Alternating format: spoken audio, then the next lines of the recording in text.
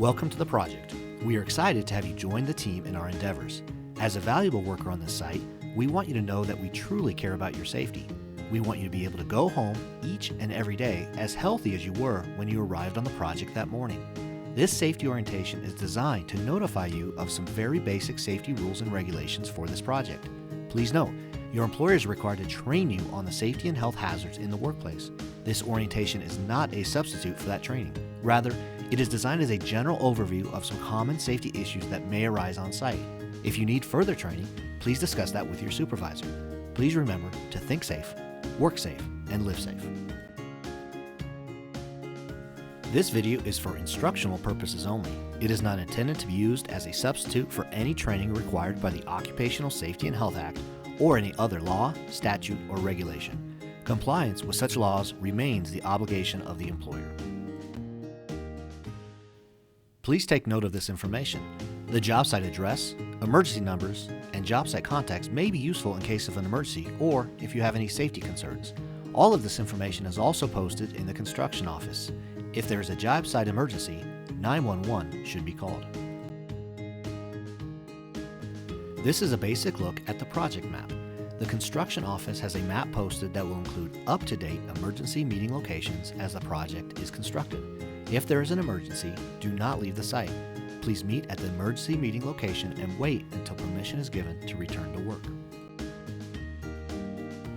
First aid supplies, drinking water, and other miscellaneous supplies are provided in the construction office. These are provided in case of emergency. Each subcontractor is required to provide first aid supplies, personal protective equipment, drinking water, and other supplies for their employees. Each subcontractor should have at least one individual trained in first aid on this project. This map shows the closest emergency facility from this project. A map is also posted in the construction office. It is not recommended for anyone to transport a seriously injured or ill worker to the hospital. Rather, calling EMS by dialing 911 is preferred. The project supervisors must be notified of any and all accidents to ensure proper care is given to the injured worker.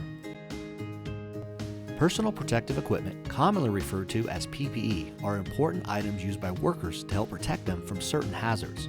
All PPE must be used and maintained according to the manufacturer's recommendations. The PPE requirements for this project are shown here. Hard hats, safety glasses, and work boots are needed for all workers. Other PPE is task-specific. Make sure to discuss this with your supervisor and don't work without protection. Any failure by workers to follow these rules will be handled with reprimands, including potential fines or the worker being sent home.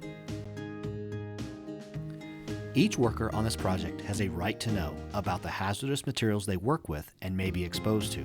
Workers also have a right to understand how to protect themselves while working with these materials. Your employer should have trained you in their hazard communication program, including labels and the pictograms shown here. If you have not received that training, please get with your supervisor. Safety data sheets, also called SDS, will be made readily available for this project. Please note how the SDS can be accessed as shown.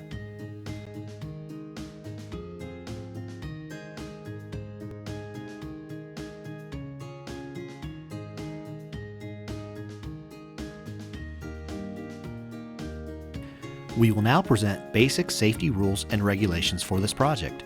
Please remember, these are not comprehensive for all safety hazards you may face at this job site.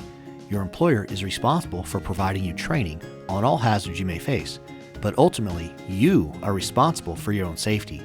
If you see a safety hazard, notify your supervisor or project supervisor. It is never okay for someone to work in a dangerous situation.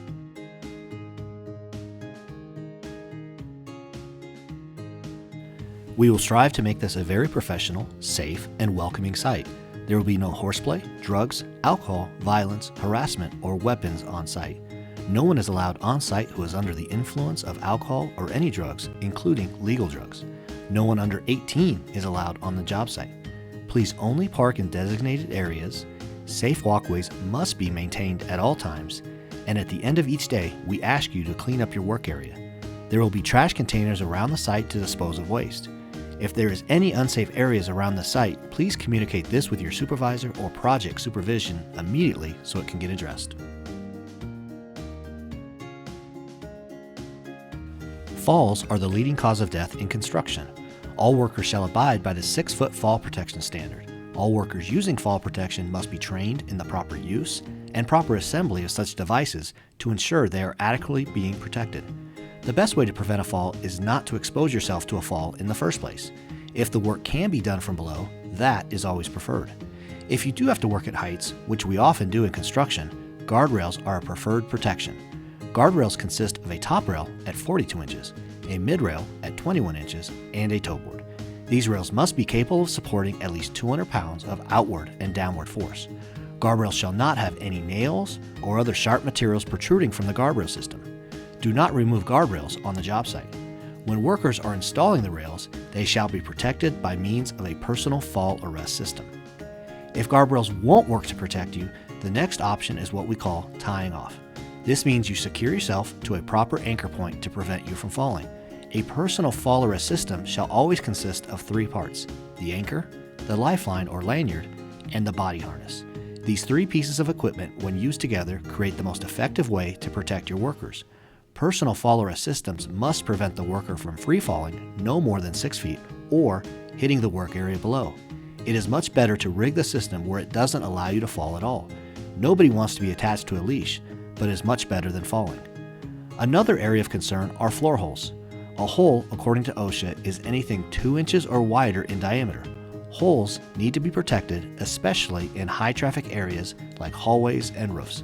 Always remember to secure these covers and label them to make them visible.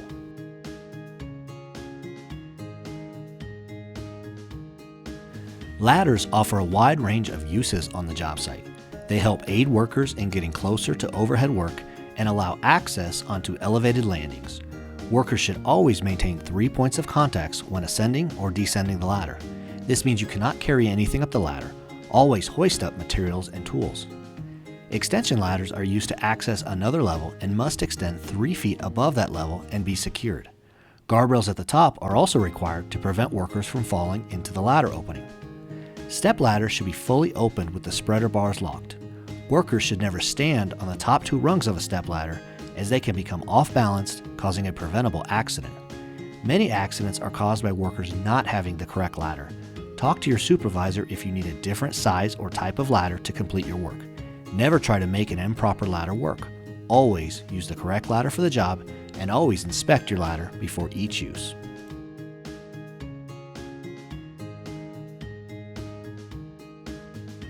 All scaffolds shall be built and used according to manufacturer specifications.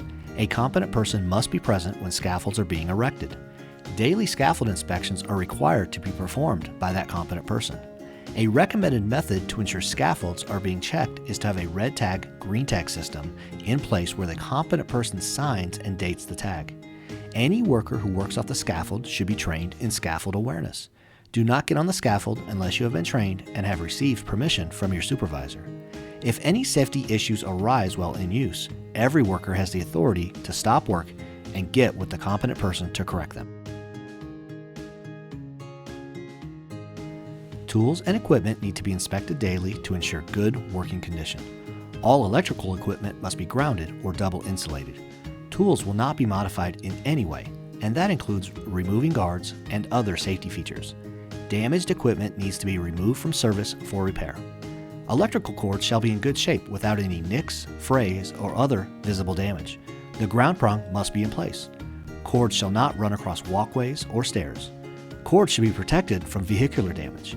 Any cord found in need of repair should be removed from service and tagged "Do Not Use" until the repair is completed by a qualified person.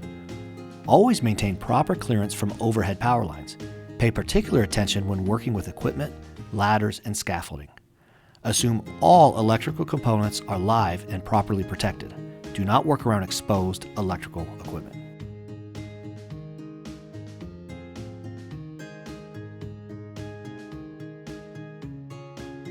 Before any underground work can be performed, the contractor must call 811 or similar locate number to have utilities located.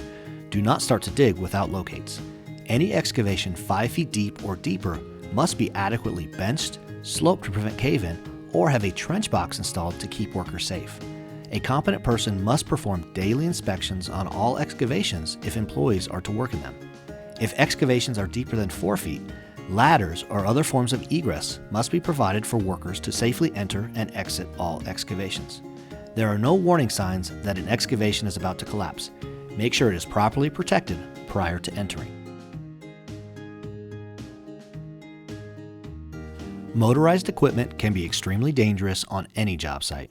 All operators must be properly trained and/or certified to operate any equipment. Please use caution when moving or positioning materials around other individuals. If need be, block off your work area from others. The operator is responsible for inspecting the equipment and safe operation while on the job.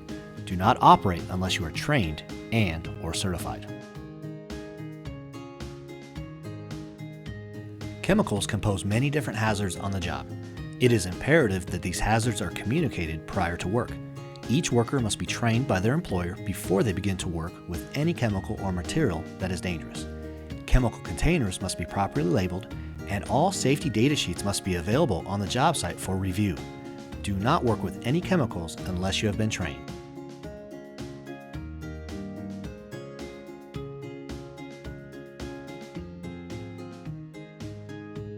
Fire extinguishers must be installed on each floor. Fire extinguishers will be located near all stairwells and within 100 feet of travel. In addition, there must be a fire extinguisher within 50 feet of any open flame or gas-powered piece of equipment. We must work together to ensure adequate coverage of the fire extinguishers is met. Contractors conducting hot work must also follow our hot work procedures, including the use of the permit system. The fire extinguishers are only meant to fight very small fires. If the fire is out of control, workers should not attempt to fight the fire and evacuate the building. The fire department must be called as soon as possible by calling 911. Workers should only use fire extinguishers if they have been trained.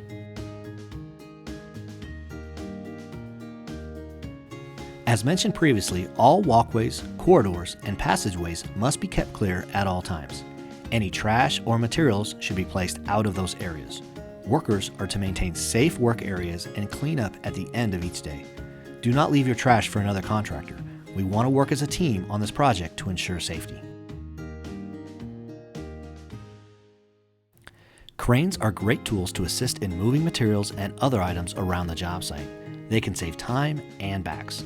They can also be very dangerous. All crane operators must be certified to operate the crane they are using. Riggers and signal persons must be qualified to do this work.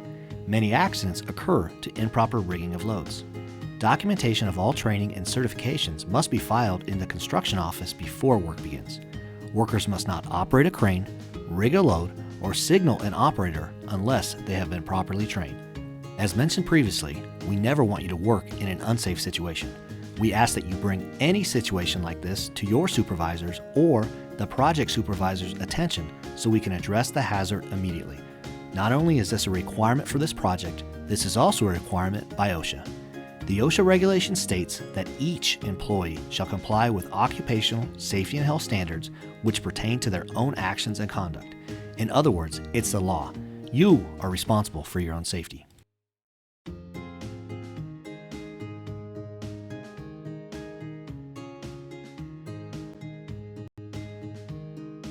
We care about your safety and want you to go home safe each and every day. We will work very hard to keep this site safe. However, it is your responsibility to work safe. If you see something that is not safe, please bring it to our attention. If you choose to work in an unsafe environment or your behavior and actions are against the policies for this project, you are subject to reprimands.